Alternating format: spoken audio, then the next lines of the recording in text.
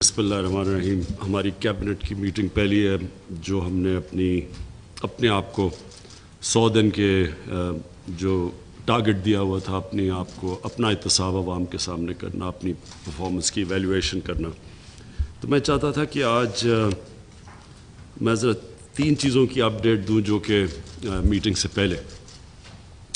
سب سے پہلے تو میٹنگ ہوئی میری ظالم خلیلزاد سے، جو کہ اسپیشلی پریزیڈنٹ ٹرمپ نے بھیجے تھے یہاں ڈسکس کرنے کے لیے، جو افغان کا پیس پروسیس ہے افغانستان کا. پہلے تو مجھے بڑی خوشی ہوئی کہ یہ پہلی دفعہ اب امریکہ بھی ریکگنائز کرتا ہے کہ جو ہم تحریک انصاف اور ہم 15 سال سے کہہ رہے تھے کہ کوئی بھی ملٹری سلوشن افغانستان کی نہیں ہے، اب یہ سب تسلیم کرتے ہیں. اور مجھے خوشی ہوئی سن کے کہ انہوں نے خود کہا کہ جو ہمارا پی ٹی آئی کا موقف تھا وہ ٹھیک تھا. انہوں نے ظالم خلیلزاد اور ڈیلیگیشن نے یہ چیز تسلیم کی، اور وہ ہماری ہیلپ چاہ رہے ہیں کہ ہم افغانستان کے اندر اب امن قائم کروائیں، طالبان کے اوپر جو بھی انفلوئنس پاکستان کا وہ استعمال کریں. تو مجھے ایک تو یہ خوشی ہوئی، اللہ الحق ہے، سچ اس کا سامنے آ ہی جاتا ہے. تو آج ہم مین پاکستان اپنا رول پلے کر رہا ہے، جو میں ہمیشہ سمجھتا تھا کہ بجائے ڈو مور کرنے کے ہمارا رول ہی یہ تھا کہ ہم اپنے افغانستان کے اندر امن کروانے کی کوشش کریں، ڈائلاگ اور پیس پروسیس کے تھرو اور پولیٹیکل سیٹلمنٹ کے تھرو. تو وہ انشاءاللہ ہم پورا زور لگائیں گے، اب کریں گے. اور پہلے بھی ہمیں کرنا چاہیے تھا، لیکن ہمیں ایک ایسے ملک کو ٹریٹ کیا گیا تھا کہ ہمیں ایڈ دی جا رہی ہے کسی کی جنگ لڑنے کے لیے. شکر ہے کہ آج ہمارا جو اصل رول ہے کہ لوگوں کو، قوموں کو میں امن پیدا کریں، ثالثی کا کردار ادا کریں، بجائے یہ کہ ہم پارٹیزان ہوں کسی کی جنگ کے اندر. تو ایک تو مجھے بڑی خوشی ہوئی، اور دوسرا مجھے یہ جو ایشو ہے یمن کا، پہلی ہم نے شروع کی بات یمن کے اندر بھی ایک پیس پروسیس کو آگے کرنے کے لیے. میں نے سعودی عربیہ سے بھی بات کی، پھر ایران کے فارن منسٹر آئے، ان سے بھی بات کی. ایران کے فارن منسٹر نے پوری گو ہیڈ دی کہ کوشش کرے پاکستان یہ جو جنگ ہو رہی ہے یمن کے اندر اس کو ختم کیا جائے. تو اس میں بھی انشاءاللہ ہم پوری کوشش کریں گے. اور تیسری چیز کرتارپور، یہ ایک اس کو رنگ بدقسمتی سے ہندوستان میں انہوں نے ایسا دیا ہے کہ جس طرح یہ کوئی پولیٹیکل ایڈوانٹیج گین کرنے کی تھی.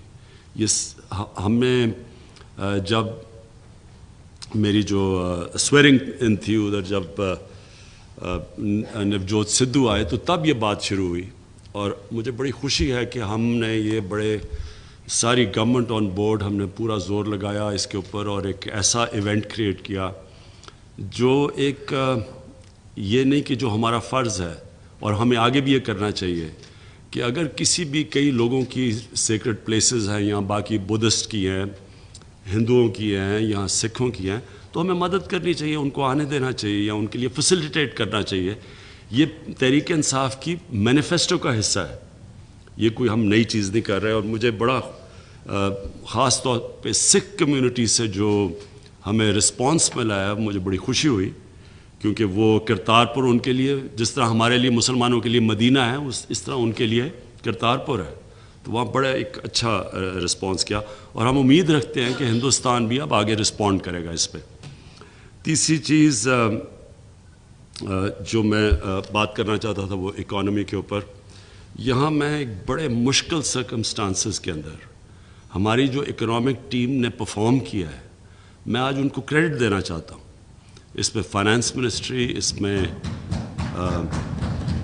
کامرس منسٹری، انہوں نے پلاننگ منسٹری، ان سب نے بڑا رول پلے کیا ہے. بڑے مشکل سرکمسٹانسز تھے یہ، لیکن جو ہم اس سے نکلے ہیں، میں ان کو آج اسپیشل کریڈٹ دینا چاہتا ہوں.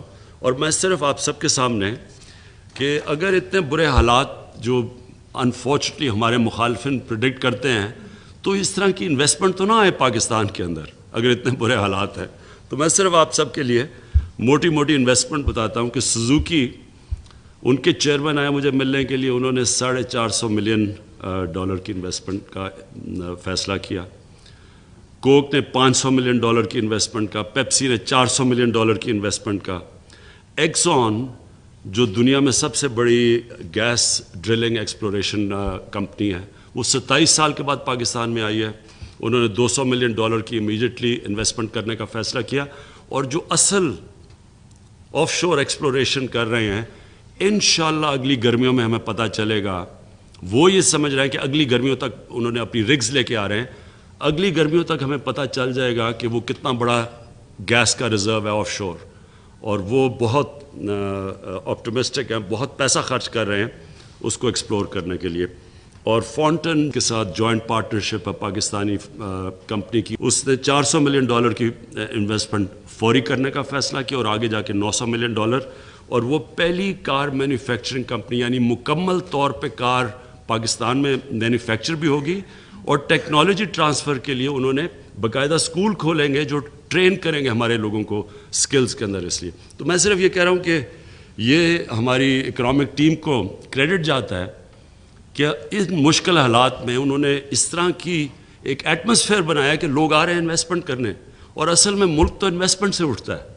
اگر چائنا اٹھا تھا تو چائنیز کی جو لیڈرشپ تھی, انہوں نے پلان کر کے انویسٹمنٹ اٹریکٹ کی تھی چائنا کے اندر, اور اس کے ٹریننگ اور ٹیکنالوجی ٹرانسفر ہوا اور وہ پھر آگے گئے. تو میں صرف آپ کو اپڈیٹ کرنا چاہتا تھا.